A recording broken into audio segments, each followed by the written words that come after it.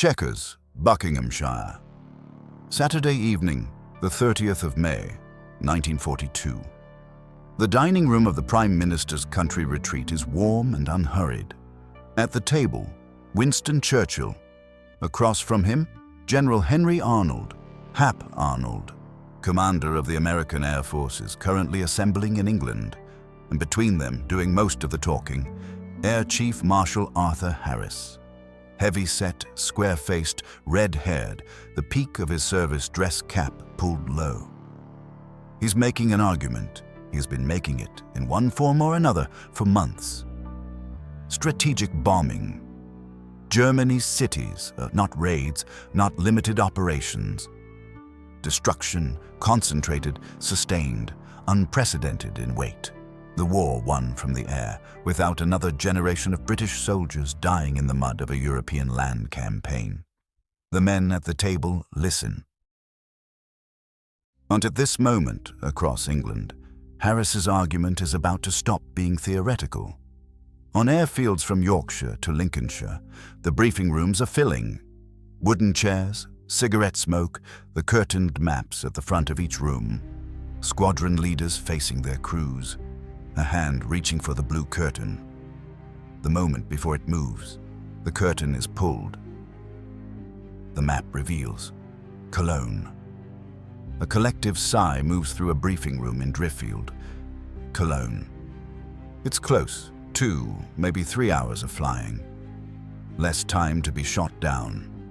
Then the next announcement lands. It will be a big one. We intend to send over 1,000 bombers. No air raid on this scale had ever been conceived before. The question sitting in the air of that briefing room is not whether the raid will work. It is how a man who was eating dinner in Buckinghamshire ended up sending 1,000 aircraft to Germany tonight, including men who haven't finished their training, and why he decided that the number mattered more than anything else.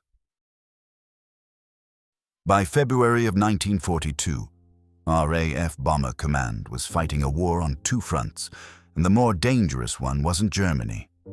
The Butt report had landed the previous year with the force of a verdict. A government-commissioned analysis of RAF bombing operations had produced a number that the optimists had managed to avoid saying plainly. Of the crews who claimed to have hit their targets, only a third had come within 5 miles of the aiming point. 5 miles. Bomber Command was burning through men, aircraft, and fuel at enormous cost, and reaching almost nothing. The admirals saw this and wanted the planes for Atlantic convoy protection. The army generals argued the aircraft were wasted on cities. Politicians who had staked reputations on the bombing campaign were getting nervous. Into this walked Arthur Travers Harris. He had been born in Gloucestershire in 1892, emigrated to Rhodesia at 17, fought in Southwest Africa before the Great War, then returned to England and learned to fly. He commanded No. 45 Squadron over the Western Front in 1917, claimed 5 enemy aircraft. He came home with the certainty that the thing the world called the Great War was the worst catastrophe that civilized men had ever inflicted on themselves. The trenches had formed him, not softened him, formed him. For the rest of the war, every decision would be balanced against the arithmetic of the Western Front. Bombed cities weighed against Belgian mud, against 1 million British dead. Between the wars, he had run bombing campaigns across Mesopotamia, improvising bomb racks from transport aircraft in the desert, cutting holes in fuselages with whatever tools came to hand. He was the kind of officer who solved problems by going further than anyone expected. He arrived at Bomber Command in February 1942, replacing a commander who had already been judged to have failed. What he inherited was a command under siege, fewer than 400 frontline aircraft, mounting losses, and a political argument that was going badly. He did not dispute the Butt report. His response to it was not to improve accuracy. It was to conclude that accuracy was less important than scale. Send enough aircraft and the mathematics would change. What he needed was a demonstration, not another modest raid. A blow that no one in Whitehall could explain away. The plan was simple: 1,000 bombers on a single night against a single city. The number 1,000 had been chosen before a target was selected, before routes were drawn, before a single aircraft was assigned. It was a propaganda figure. Harris understood this clearly and never pretended otherwise. What 1,000 did was dominate headlines in a way that 400 could not. It made an argument that a column of statistics could never make. If a single night could put 1,000 aircraft over Germany, then the men calling for Bomber Command to be broken up were going to have to explain themselves very loudly. The problem was arithmetic. 400 frontline aircraft, and he needed 1,000. Harris's deputy, Air Marshal Sir Robert Sondby, methodical, quieter than his chief, almost entirely forgotten in the accounts that survive, began assembling the machine. Operational training units were stripped of every aircraft that could fly a combat mission. Instructors were pulled from rest tours and handed back their operational assignments. Pupil pilots in the later stages of their courses, not yet fully trained, were included in the count. Every effort was made to give student crews at least an experienced pilot. For 49 aircraft, this was impossible. 49 would fly to Germany that night with pupil pilots at the controls. Harris had done the calculation. If losses exceeded 10%, he would have stripped Bomber Command's instructor cadre and crippled training for the next 2 years. So the force he was building would eat itself. He knew this. He found 49 more planes anyway. Then, 3 days before the raid, the Royal Navy intervened. The Admiralty refused to release Coastal Command's aircraft. 250 aircraft gone. The propaganda justification, they said, was insufficient against the real and pressing danger of the U-boats. Harris faced a shortfall that, on paper, killed the plan. His response was immediate. Back to the OTS. 49 more aircraft scraped together. The number landed at 1,047. He did not scale back. He did not reconsider. He moved faster.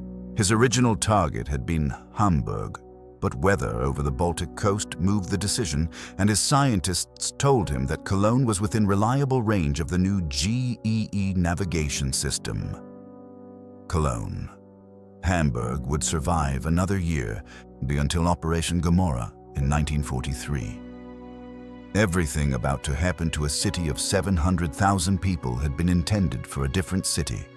A cloud formation over the North Sea decided which one burned first. Before the aircraft lifted off, Harris sat with Churchill at Chequers. Churchill asked how many he expected to lose. Harris answered, "Say 50 aircraft and crews." Churchill replied that he would be prepared for 100. 2 men at a dinner table, treating a probable body count as an opening bid in a negotiation. Across England, in station after station, the curtain is swept aside, and the red-taped route runs east across the North Sea. Tom Daly, a wireless operator with number 158 Squadron at Driffield, hears the target named and feels the room relax. Cologne is close, survivable, and then hears the second announcement and feels it tighten again. Before they walk out to their aircraft, the usual banter finds its way back. "Can I have your bacon and eggs if you don't come back?" Harris's message is read aloud at every station. The force assembled tonight is twice the size and 4 times the carrying capacity of any air force ever before concentrated on one objective. Press home the attack with determination. Let him have it, right on the chin. At RAF Skellingthorpe, Lincolnshire, a 20-year-old flying officer named Leslie Manser is walking to his aircraft. His full name is Leslie Thomas Manser.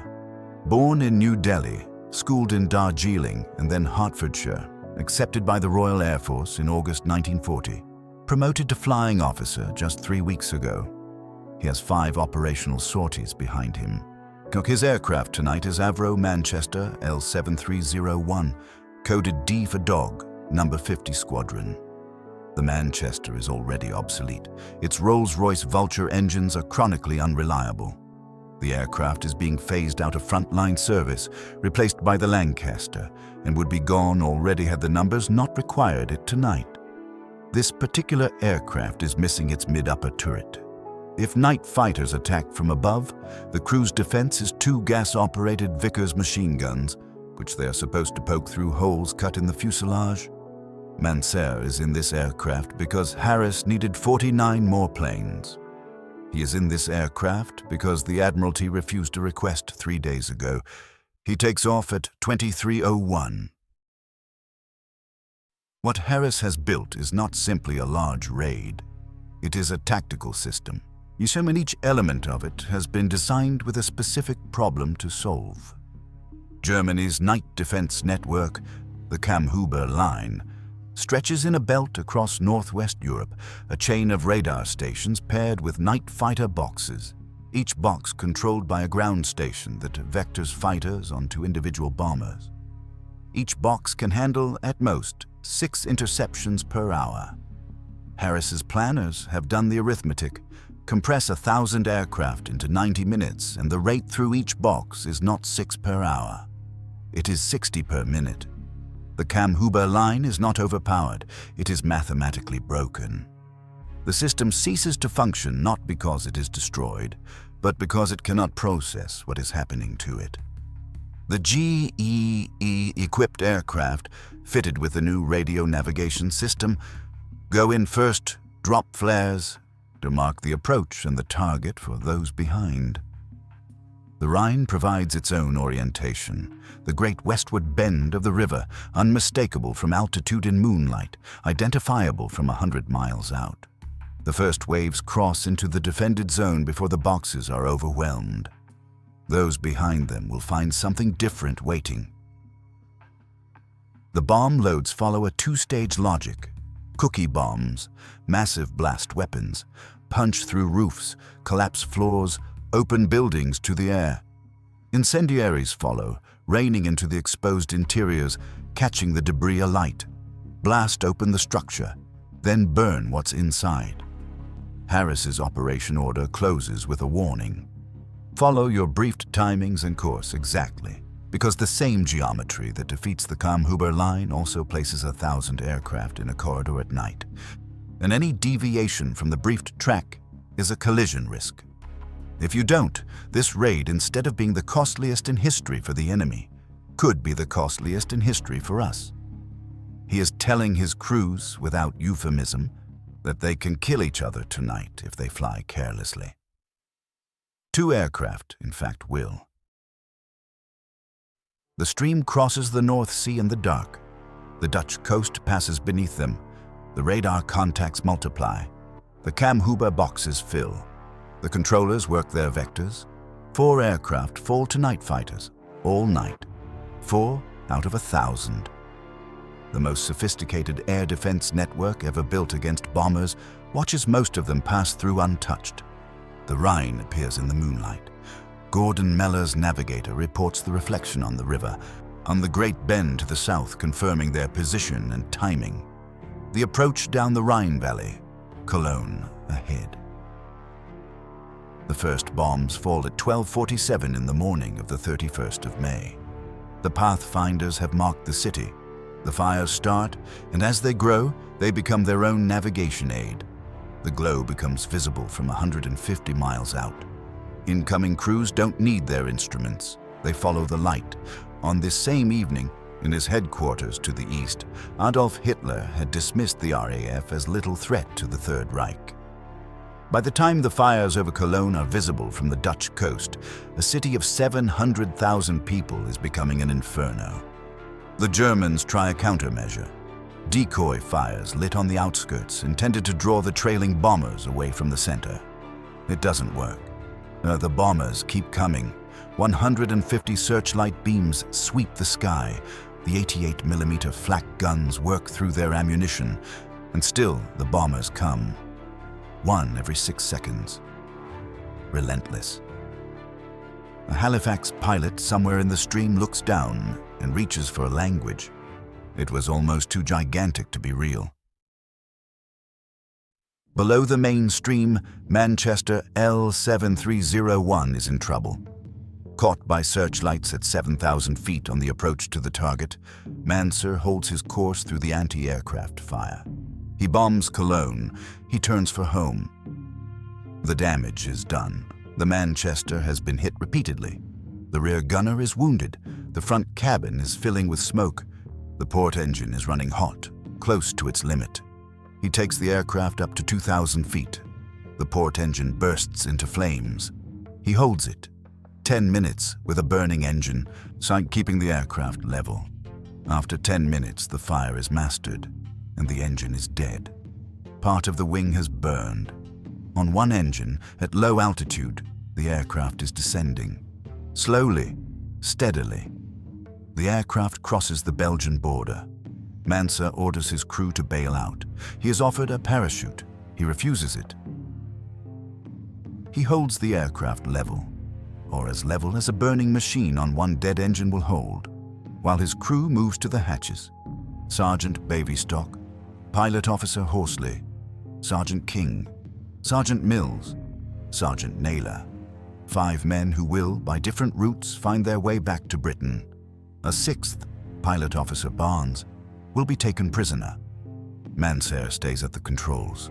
The Manchester descends. The 5 men dropping through the Belgian night watch it go. Avro Manchester L7301 crashes into a dike at Brie, in Belgium, 13 miles northeast of Genk. Leslie Thomas Manser was 20 years old. He had been alive for 20 years and 19 days. The testimony of the 5 men who survived him was enough for the London Gazette. His Victoria Cross citation found, in the end, only plain words for what he had done. In pressing home his attack in the face of strong opposition, in striving against heavy odds to bring back his aircraft and crew, and finally, when in extreme peril, thinking only of the safety of his comrades, Flying Officer Manser displayed determination and valor of the highest order. There is a grave in Heavily War Cemetery in Leuven, Belgium. He is there because Harris needed 49 more aircraft. He is there because the Admiralty said no. He is there because the number had to be 1,000. Well, the reckoning comes with the daylight. 2,500 separate fires.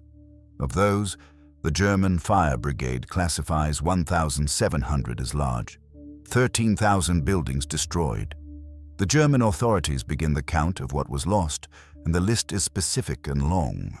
7 official administration buildings, 14 public buildings, 9 hospitals, 16 schools, 4 university buildings, 17 churches, some of them standing since before the Normans crossed to England, standing for 700 years, some for 1,000. At the end of the list, without elaboration, the only military installation to sustain damage was the Flak Barracks. The Flak Barracks received damage. The churches are gone. The stated primary objective, Cologne's chemical and machine tool industries, was disrupted. Thus, within a month, the factories had recovered their productivity. A month. The factories took a month. 469 people were killed on the ground, over 5,000 injured, 45,000 bombed from their homes. In the weeks that followed, between 135,000 and 150,000 of Cologne's 700,000 residents left the city, a fifth of its population, walking out into the Rhine Valley with what they could carry. The RAF lost 41 aircraft, approximately 3.9% of the force. The distribution of those losses contains the final, quiet irony of the night. The highest casualties fell on the experienced crews who flew in the first waves before the defenses were overwhelmed. The student pilots, the men Harris had scraped from the training units, and the men most endangered by his decision, came through behind them into a city whose defenses were already saturated, already failing. The men Harris had most put at risk were, by the mechanics of his own tactical innovation, among the most protected. The gamble had worked in a way he could not have fully anticipated. Churchill's endorsement was immediate. The raid captured imaginations on both sides of the Atlantic. Bomber Command would not be broken up. The strategic bombing offensive had its mandate. And soon its American partners, as the B-17s of General Eaker's 8th Air Force, moved into their English bases. Harris had walked into a command fighting for its existence and, in 90 minutes over a German city, secured its future for the rest of the war. He said so plainly, and as was his habit, the success of the Thousand Plan had proved beyond doubt that Bomber Command could dispose of a weight of attack which no country could survive. He had won. Every element of what he had built on the night of the 30th of May, the bomber stream, the 90-minute window, the GEE-equipped pathfinders going in first, became the template for everything that followed. Operation Gomorrah over Hamburg, 1943. The winter raids on Berlin. Dresden in February of 1945. The fingerprints of this night are on all of it. What worked over Cologne worked everywhere the tactic was applied, and it was applied for 3 more years, until there were very few cities left to apply it to. In 1975, at the Royal Military Academy at Sandhurst, Marshal of the Royal Air Force Sir Arthur Harris, 83 years old, on straight-backed, addressed a room of young cadets. He told them that had Great Britain lost the war, the Germans would have tried him as a war criminal. In 1992, a statue of Harris was unveiled in London. The mayors of bombed cities wrote letters of protest. The veterans of Bomber Command, who had gone without official recognition for half a century, said it was long overdue. In photographs taken over Cologne in 1945, the city is rubble. Block after block, district after district. 2,000 years of continuous habitation reduced to brick and open sky. Except for 2 things. The twin Gothic spires of Cologne Cathedral, 157 feet tall, visible above the ruins for miles. They survived the raid. They guided RAF bombers to their targets for 3 more years. The cathedral stood because it was too tall, too distinctive, and too useful to destroy. A navigation landmark that every crew on every subsequent raid could use to find the aiming point. It was spared, in some sense, by its own usefulness to the men bombing everything around it. There is a grave in Heverlee War Cemetery in Leuven, Belgium. The stone reads, Flying Officer Leslie Thomas Manser, VC No. 50 Squadron, Royal Air Force Volunteer Reserve, 11th of May, 1922, 31st of May, 1942. Age 20.